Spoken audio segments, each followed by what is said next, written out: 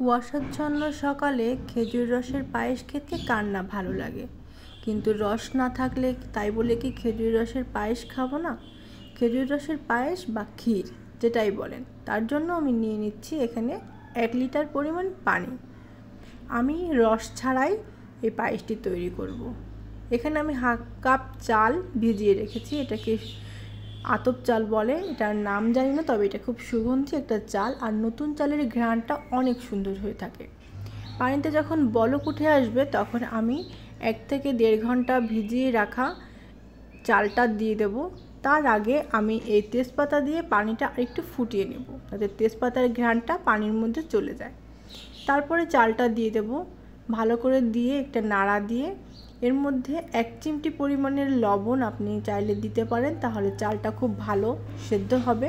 আমিও এখানে দিয়ে দিলাম খুব সামান্য পরিমাণে, এতে টেস্টটাও খুব ভালো আসবে। আর যদি রস হয়ে থাকে তবে আপনারা রসটা গরম করে ওর মধ্যে চালটা দিয়ে দেবেন, তাতে করে কাজ হয়ে যাবে। সেই সাথে তেজপাতা। যখন এটা বলক উঠে আসলো তখন এটাকে ভালোভাবে নাড়িয়ে নেব। আর চালটা আগে থেকে ভিজিয়ে রেখে পানিটা ফুটন্ত পানির মধ্যে চালটা দেওয়ার কারণে খুব সহজে ভাতটা হয়ে যাবে। একবার নাড়াচাড়া করে আমি আবার ঢেকে একটু নিচু জালে দিয়ে দিলাম। ভাতটা হয়ে আসার আগ পর্যন্ত ঢেকে রাখবো। ভাতটা যখন হয়ে আসবে তখন এটাকে নাড়িয়ে খুব ভালো করে দেখতে হবে, আর মাঝে মাঝে একটু করে নাড়তে হবে যেন নিচে লেগে না যায়। নিচে লেগে গেলে পোড়া গন্ধ আসলে কিন্তু ভালো লাগবে না। এখান থেকে কয়েকটা ভাত নিয়ে একটু টিপে দেখতে হবে। ভাতটা কিন্তু পুরোপুরি সেদ্ধ হওয়া চাই, একদম সেদ্ধ না হওয়া পর্যন্ত রান্না করতে হবে। চুলার আঁচটা কমিয়ে দিলাম, দিয়ে ভাতটা টেস্ট করে তারপরে আমি এর মধ্যে দিয়ে দেব খেজুর গুড়, একদম নতুন খেজুর গুড়। এটাতে খেজুর রসের থেকে কোনো অংশে কম না। একটা টিপস বলে দেই, এই রসের মধ্যে গরম মধ্যে খেজুরটা যদি এখন দেওয়া হয় তাহলে খেজুরের জালটা কম লাগবে, আর খেজুরের টেস্টটা একদম রসের টেস্ট যেমন অমন লাগবে। তবে আপনারা যদি খেজুর পানি দিয়ে গরম করে গুড়টা গরম করে গলিয়ে তার মধ্যে চাল দেন, ভাতটা সেদ্ধ হতে সময় লাগবে এবং এই রসটা আরও বেশি জাল পড়ে টেস্টটাও নষ্ট হয়ে যাবে। এই টিপসটা খেয়াল রাখবেন। এবার আমি ঢেকে দিলাম গুড়টা গলার জন্য 5 মিনিটের মতন। 5 মিনিট পরে ঢাকনাটা উঠিয়ে দেখছি গুড়টা কতখানি গলেছে। এখানে গুড়টা ছোট একটা দানা আছে, বাদ বাকিটা গলে গেছে।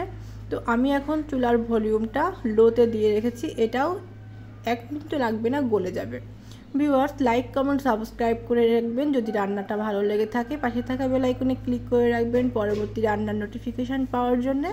পেজ থেকে দেখে থাকলে লাইক অ্যান্ড ফলো দিয়ে রাখবেন। এবার খুব ভালো মতো নাড়াচাড়া করে একটা ছোটোখাটো বলক আসা পর্যন্ত অপেক্ষা করব। তারপরে এর মধ্যে আমি দিয়ে দেব কুড়িয়ে রাখা নারকেল। এই নারকেলটা আমি এখানে 1/2 কাপ পরিমাণ ব্যবহার করেছি। এটা খুব ভালোভাবে নাড়িয়ে ছোটোখাটো একটা বলক আমার চলে এসেছে। তো এর খুব বেশি ইনগ্রেডিয়েন্টস লাগে না রস ছাড়া রসের পায়েস বা রসের ক্ষীর খেতে। তো এর মধ্যে এবার আমি দিয়ে দিচ্ছি কুড়িয়ে রাখা নারকেল 1/2 কাপ পরিমাণে। নারকেলটা একদম শেষে দিতে হবে যাতে করে টেস্ট আর ফ্লেভারটা থাকে। আগে থেকে দিলে কিন্তু নারকেলটা খাওয়ার সময় চিমড়ে চিমড়ে লাগবে, আর ওর যে জুসটা ওটা বেরিয়ে যাবে, খুব একটা ভালো লাগবে না। এই জন্য একদম শেষে দিয়ে খুব ভালো করে নাড়িয়ে তারপরে এটা থেকে একটা বলক উঠিয়ে নিতে হবে। খুব ভালো মতন একটি বলক উঠে আসলে হয়ে যাবে সুস্বাদু মজাদার রসের পায়েস বা রসের ক্ষীর।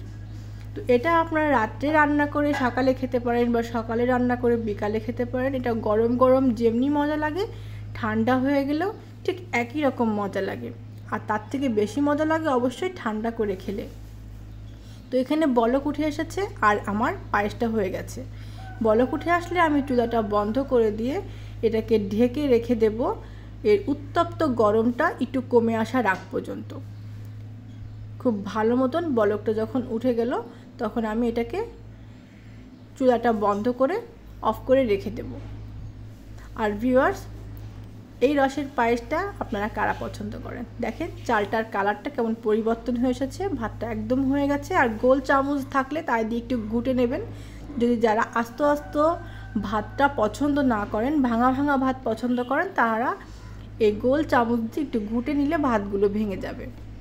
তো ভিউয়ার্স, রসের পায়েস বা রসের ক্ষীর বানানোর রেসিপি খুব সহজ আর সুস্বাদু এই খাবারটা বাসায় যদি তৈরি করে থাকেন, যদি এবছর রসের পায়েস এখনও না খেয়ে থাকেন তবে এভাবেই তৈরি করুন আর আমার সাথে শেয়ার করুন।